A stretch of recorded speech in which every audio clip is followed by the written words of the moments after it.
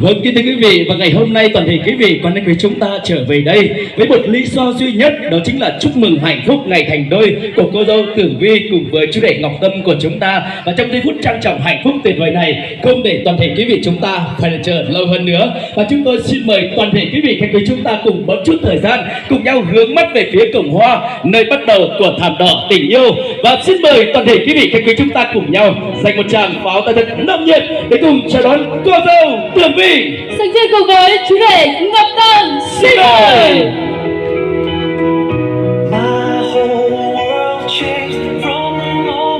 Như sự chứng kiến và sẻ chia của quý vị, lúc ở đây hai bạn đã đặt những bước chân trên hành trình của con đường ngập tràn tình yêu và hạnh phúc. Đúng là con sông có bến có thuyền, mẹ cha đã định em về với anh. Hết rồi áo tím áo xanh, bây giờ em đã có anh làm chồng. Ta hùng cuộc vợ cuộc chồng, cuộc duyên đôi lứa, cuộc tình xuôi ra. Trăm năm chung cõi người ta, yêu là phải cưới, đó là nhân duyên. Và kính thưa quý vị, vậy là giờ đây hai bông hoa xinh đẹp và tươi thắm nhất của chúng ta, đó chính là cô dâu Tường Vi cùng với chú rể Ngọc Tâm. Họ đã cùng nhau tay trong tay, bước cùng bước, vai sánh vai, đem lại hạnh phúc mà họ ước mơ bấy lâu nay. Và ngày hôm nay, để cảm ơn diện duyệt của tất cả toàn thể quý vị thân quý, chúng tôi xin mời cô dâu chú rể chúng ta hãy cùng nhau nở những nụ cười xanh tươi và cùng hướng mắt về phía tất cả toàn thể quý vị. Xin phép được nghiêng mình cúi chào và xoay mắt, xin mời. Kính thưa quý vị, các quý thân mến, và trên đài sự xuất hiện xinh đẹp của cô dâu tuyệt đẹp Tường Vi và chú rể điển trai Ngọc Tâm. Của chính các con người này đã biết được những câu chuyện tình yêu thật đẹp, và của chính các con người này đã cho chúng ta những lý do có mặt trong buổi tiệc ngọt ngào ngày hôm nay ạ.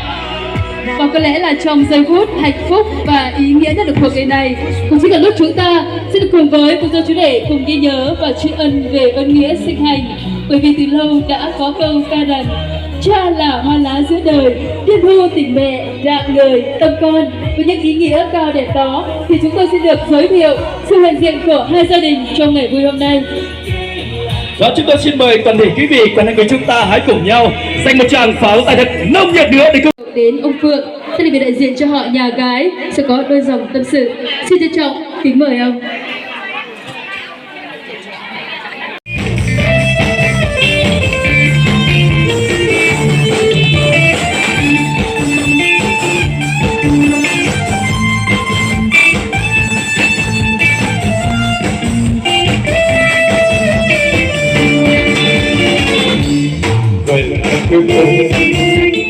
Sau nhiều năm